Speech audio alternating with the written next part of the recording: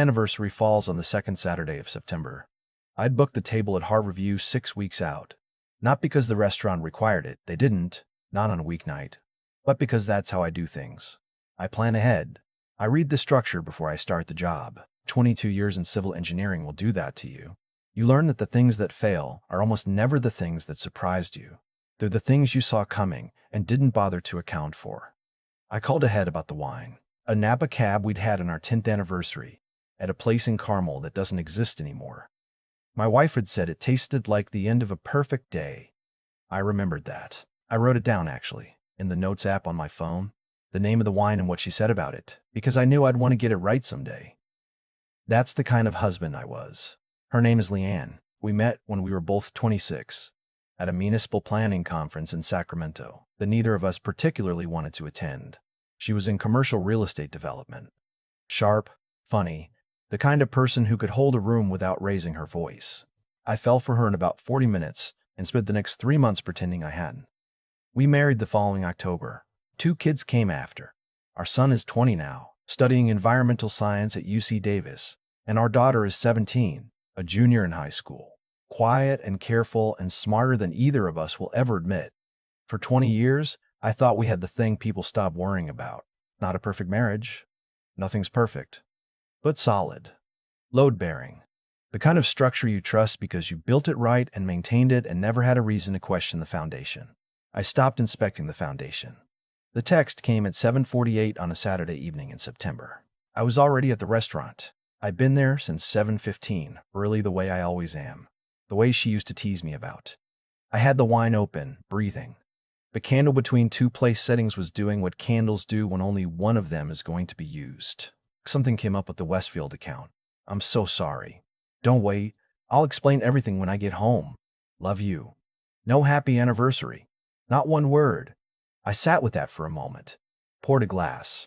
Looked at the door a few times out of habit. The way you check a gauge you already know is reading wrong. Then I paid for the wine. Left a tip I probably didn't need to leave. And walked out into a September night that had no business feeling as hollow as it did. My phone buzzed before I reached the parking structure.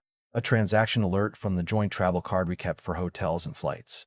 The one we'd agreed to use for anything booked out of town. Because it earned miles and I liked the detailed statements. The charge read, Meridian Hotel and Suites, San Francisco, room 814, booked under P. Costello. Peter Costello. I knew the name. He ran a boutique investment firm out of the financial district. He'd been involved with one of Leanne's larger development projects for the past year and a half. 50, maybe 52. The kind of man who wore open-collar shirts to meetings where everyone else wore ties because he'd earned the right to decide what the dress code was. He'd shaken my hand at a firm reception once and said, Leanne is the most intuitive dealmaker I've come across in 20 years. At the time, I'd taken it as professional admiration. I sat in my car in the parking structure for a while. The engine off. The kind of still that comes over you when the picture you've been looking at finally resolves into something you can't unsee. Then I drove to the Meridian. I parked across the street. I didn't go in. I waited. Because I build things for a living. And I understand that evidence needs to be gathered before it can be used, not after. 14 minutes later, they came through the lobby doors together. She was wearing the green dress, the one I'd bought her for our anniversary dinner 6 weeks ago, when I found it in the window of a boutique on State Street and stood there long enough that the woman inside noticed and waved me in. I bought it because Leanne had once said that a certain shade of deep green was the only color she never had to think about. It just worked. I'd been holding on to that dress for 6 weeks. He opened the door of a black car for her. She laughed at something he said, and her hand rested on his arm the way hands rest on things they've rested on before. I raised my phone. 1 photo. Clear. Then I opened our text thread and typed 8 words. You wore the anniversary dress. Enjoy your evening. I hit send. Watched the screen long enough to see the delivered receipt turn to read, and then I put the car in gear and drove home. I wasn't shaking. I wasn't crying. There's a particular clarity that arrives when the last piece of a structural problem clicks into place. It doesn't feel like anger. Not yet. It feels like calculation. Like the moment you stop asking what's wrong and start asking what do I do about it. She made it home in 51 minutes. I know, because I checked the clock on the stove when I heard her key in the lock. 10:17. San Francisco to our house in Marin is 45 minutes on a clear Saturday night. She must have left almost immediately after reading my text. I was in the living room when she came in. One lamp on, no TV. A glass of water on the table beside me, untouched. I had nothing on my face that she could use. She stood in the doorway, still wearing the green dress. Her hair, which had been arranged when she left that morning for what she'd told me was a site walkthrough, was different now. Her mascara had run in two thin lines beneath her eyes, and she was holding her phone in both hands the way you hold something when the story inside it is about to come apart. "Nate," she said. Her voice came out thin. I let the silence sit for a moment. "I can explain? I didn't ask you to." That stopped her. She'd been expecting something louder. I could see it in the set of her shoulders. A woman braced for the argument she'd rehearsed answers to on the drive home. She hadn't prepared for the version of me that had already moved past that. "It wasn't what it looks like." "You wearing the dress I bought for tonight?" I said. "I have a credit card record showing his name in a hotel room. And I have a photograph of you walking out of the Meridian with him at 9:30 on our anniversary." I kept my voice level. We both understand what it was. She sat down on the edge of the couch. The composure she'd been assembling on the drive home started to show its seams. "I made a mistake," she said quietly. "A terrible one. But 20 years, Nate. You can't make a decision about 20 years in one night." I looked at her for a long moment. She was still the person I'd fallen for at that conference in Sacramento. That fact no longer had the weight it used to. "You didn't say happy anniversary," I said. "Not this morning. Not in a text. Not when you walked in just now. 20 years and you didn't find 3 words." I stood up slowly. "The guest room's made up. There's water on the nightstand." She followed me down the hall. Her voice went from controlled to unsteady. "You're being dramatic. Let's just talk. Let's not do this tonight." I heard all of it. When I turned to face her at the guest room door, she tried the tears. Real ones. Or close enough that it didn't matter. I'd spent 20 years learning the difference between the two, and I was no longer sure I ever had. "I will do anything," she said, counseling. "Whatever you need, just not like this." "Get some sleep," I said. I walked into the master bedroom and closed the door. Not a slam, just a soft, deliberate click, the kind a well-hung door makes when it fits the frame correctly. I sat on the edge of the bed in the dark for a long time, not crying, just taking inventory of what I knew and what I was going to do about it, starting at 6 the next morning. Outside, her footsteps paused in the hallway for nearly a full minute. Then the guest room door opened and closed. The house went quiet. I set my alarm. I was at my bank when it opened Monday morning. My own account. The one I'd kept separate since I incorporated Hargrove Engineering 12 years ago. The joint accounts were at Pacific Coast Savings, 3 blocks west. That's where I went second. The accounts manager was a woman named Elaine who had managed our finances for going on 5 years. She had the particular skill of making difficult things feel procedural, which was exactly what I needed. "Good morning," she said. "What can I do for you?" "I need to separate the household savings, my half to a new individual account. My name only. And I want to remove an authorized user from the joint travel card." She folded her hands on the desk. "Of course. I'll need ID and account numbers." A brief pause. "Is there anything else I should flag while we're making changes?" Pulled a transaction history on the travel card. 18 months. It took her 11 minutes. I went through every line. Hotels in Portland, Seattle. A weekend in Scottsdale in March, when she'd told me she was at a development conference. Restaurant charges that didn't match any trip we'd discussed. Charges at a spa in Sausalito on a Thursday she'd worked from home. The numbers told a story that was older and wider than one anniversary dinner, and it had been written on a card I paid the balance of every month without looking closely at the details. I thanked Elaine, signed what needed signing, and left with a new debit card and a very clear picture of how long the foundation had actually been compromised. My next stop was the office of a family law attorney named Philip Crane on 3rd Street. I'd used him once for a business matter. He had the reputation of being methodical and humorless in the best possible way.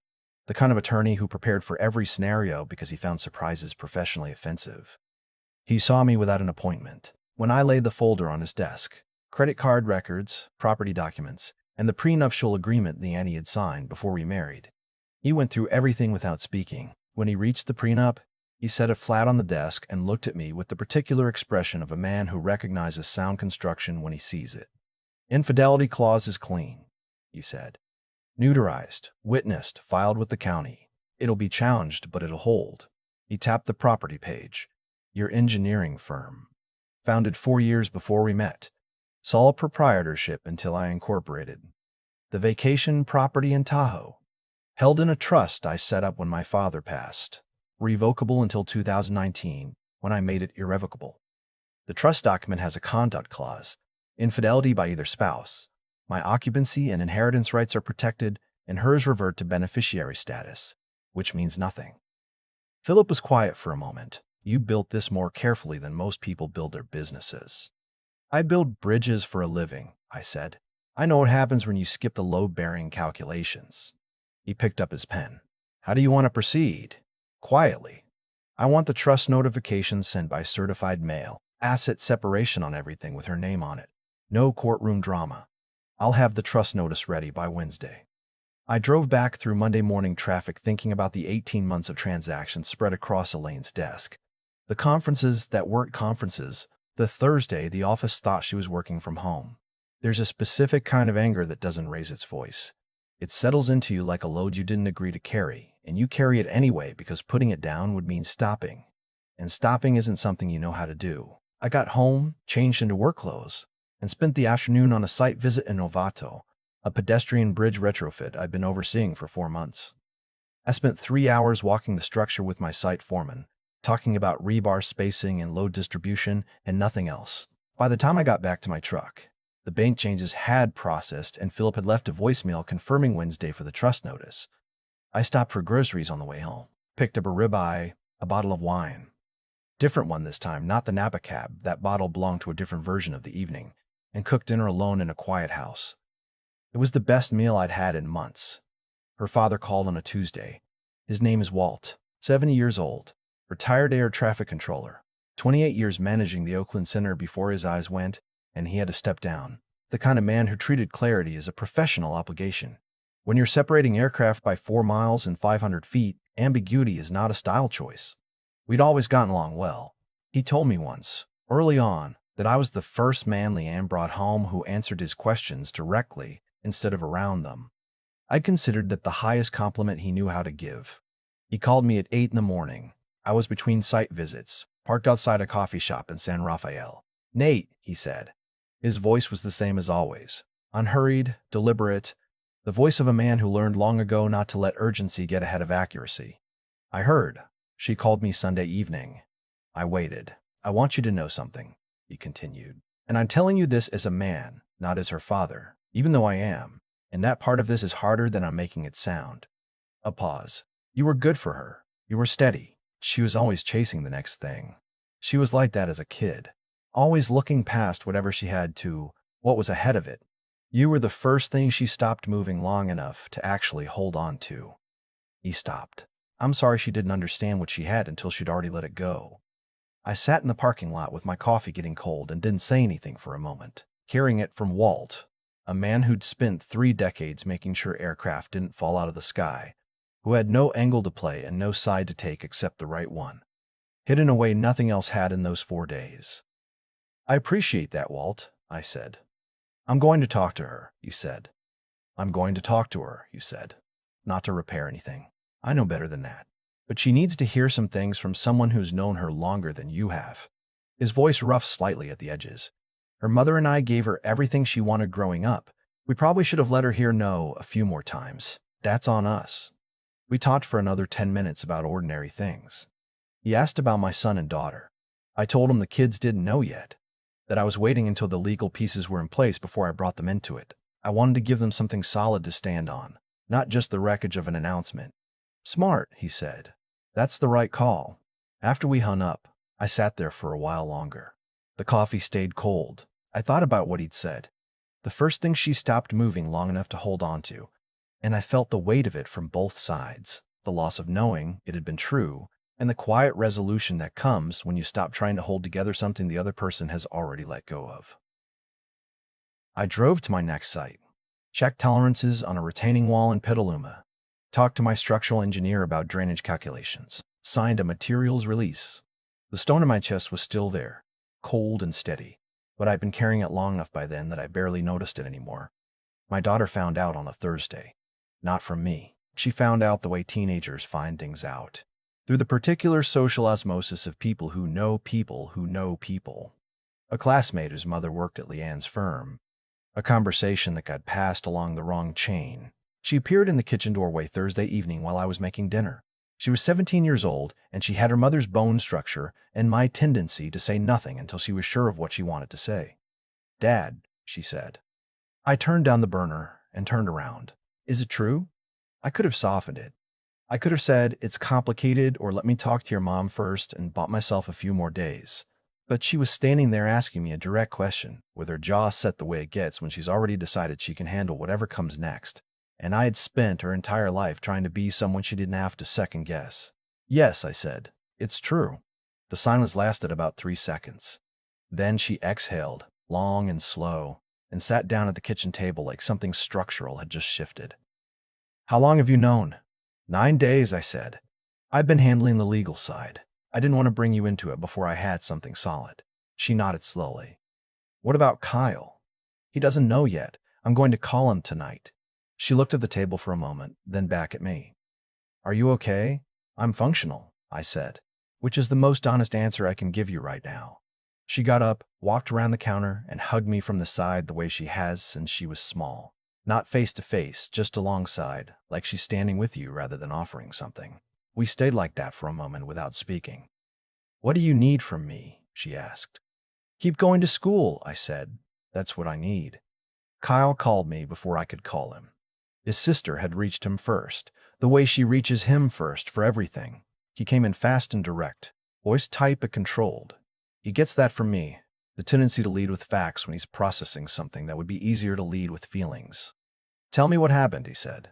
I told him. All of it, without editorializing. He was quiet for a moment. "I'm coming home this weekend." "You don't have to." "I know I don't," he said, with the tone of someone who has already decided and is simply notifying you. We talked for another 20 minutes. By the end, he was steadier. Not fine. You don't get to fine in 20 minutes, but steady. The certified mail arrived on a Wednesday morning. I was at the kitchen table with coffee when I heard the mail slot, and the sound of a thick envelope landing on the hardwood was different from ordinary mail. Heavier, official, the particular sound of something with legal weight announcing itself. I didn't move. Leanne was still asleep in the guest room. She heard her wake up at 8:30. The door, the bathroom, footsteps in the hall. Then a pause. Then the sound of her picking up the envelope.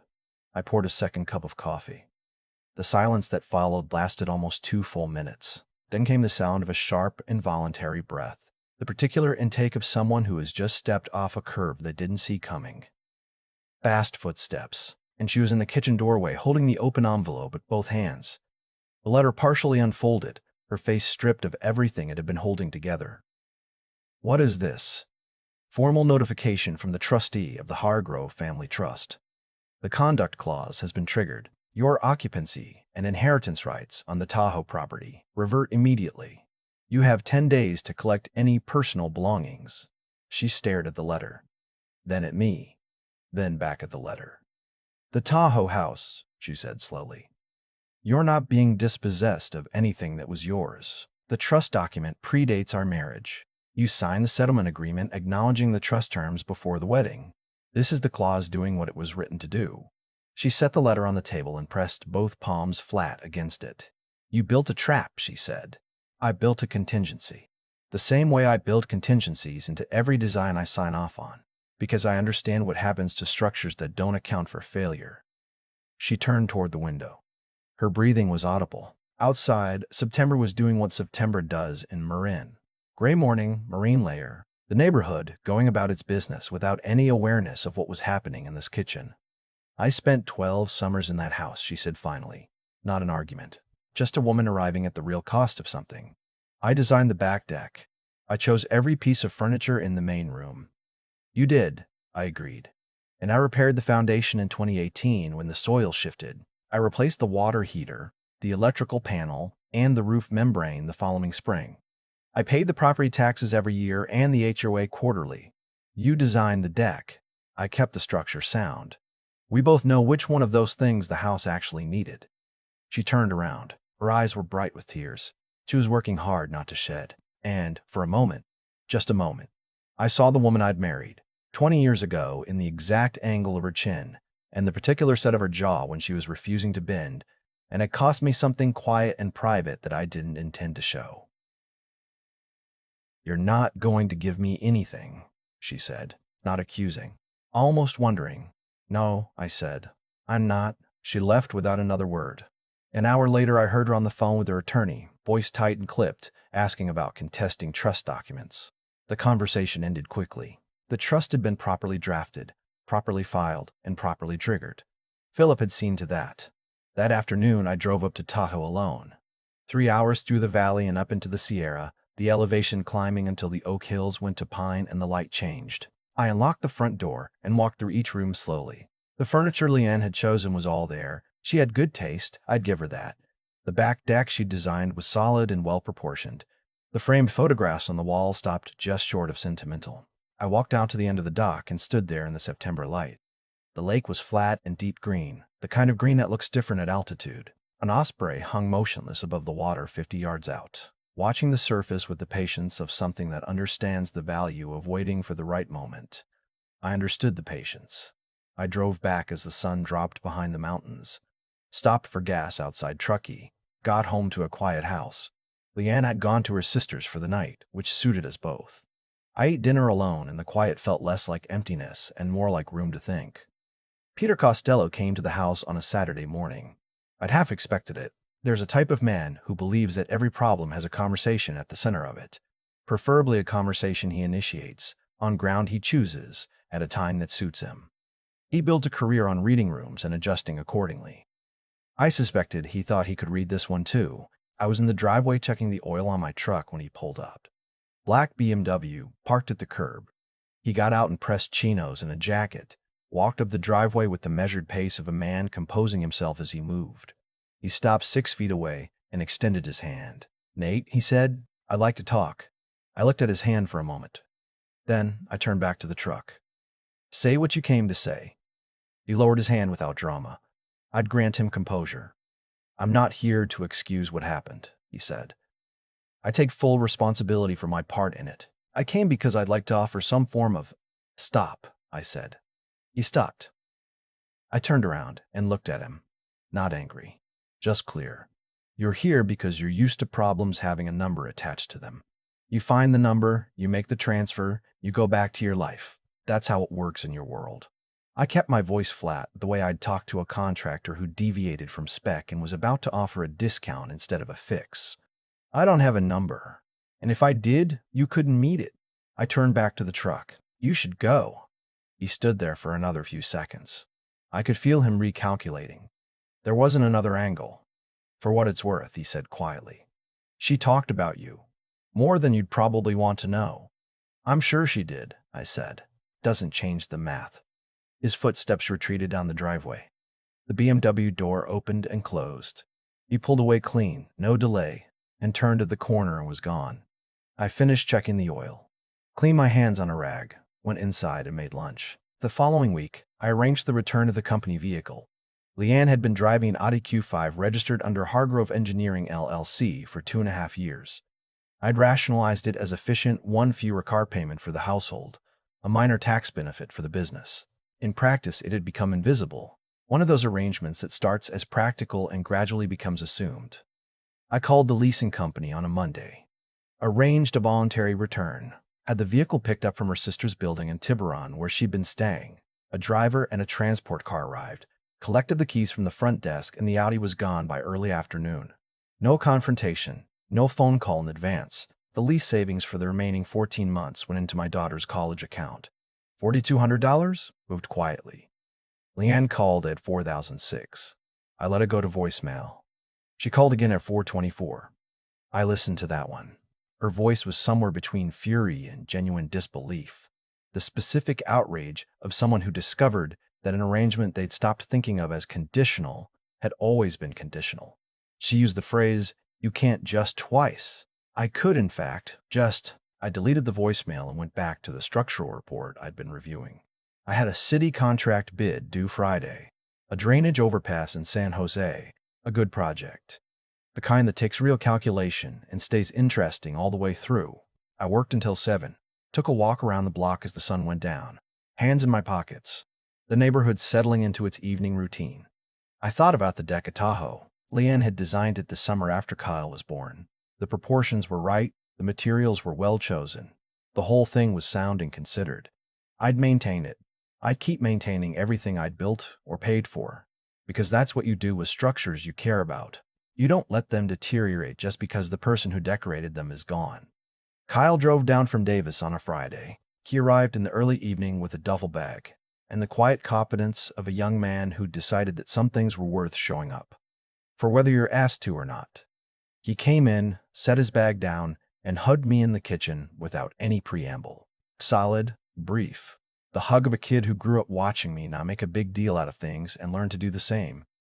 Then he sat down across from me at the kitchen table. "Tell me where you are," he said. I told him. Not the edited version, not the softened version, the full one. The credit card records, the trust, the attorney, where things stood legally and where they stood practically, and where I stood personally, which was tired, clear-eyed, and further along than I'd expected to be. At 3 weeks out, he listened without interrupting, which was his habit. And when I finished, he was quiet for a moment. "She called me," he said. "I figured." "She cried." "I know." He looked at the table. "I'm not angry at her," he said finally. "I'm not angry at her," he said finally. "I want to be, but I can't make it stick." "You don't have to," I said. "She's your mother. That's not a problem I'm asking you to solve." He nodded slowly. "Are you going to be all right?" "Actually, not just saying it." "Yeah," I said. "Actually." We had dinner together, the three of us. Kyle, my daughter, and me, around the kitchen table with the radio on low. My daughter had made pasta, which she'd taught herself during COVID lockdown, and had been quietly perfecting ever since. We talked about Kyle's program for junior year, an infrastructure project I'd been watching in the news for its unusual foundation approach. Normal conversation. The kind that fills a house and makes it feel like a house again rather than just a structure. After dinner, Kyle did the dishes without being asked. My daughter dried. I watched them from the kitchen doorway for a moment, this ordinary thing they were doing, and thought about what Walt had said on the phone. That I'd gotten something right. He was right. The divorce was finalized on a Thursday afternoon in late February. Philip called to tell me, the way you call someone with results from a test you both knew were going to come back a certain way. Clean. The prenuptial agreement had held. The Tahoe property remained in trust, fully mine. The engineering firm had never been in question. Leon received a fair cash settlement and the furniture from the guest room. She'd chosen it. She should keep it. She'd moved to Portland 3 months earlier to be closer to a college friend who had space and a network in the commercial real estate sector there. I heard through Kyle that she was rebuilding slowly. Smaller projects, less leverage. A professional life being reconstructed from a narrower base. I wished her no particular harm. I also felt no particular obligation to her outcome. On a Thursday evening in September, on the second Saturday of the month, I made a reservation at Harborview. Same corner table, same window. I called ahead about the wine. Kyle drove down from Davis. My daughter, who was in her first semester at Berkeley by then, took the ferry across the bay and met us at the door at 7:15. She'd booked the ferry herself 2 weeks in advance, without mentioning it to me, until the day before. She showed up in a jacket I hadn't seen before and the particular expression she gets when she's done something she's quietly pleased about.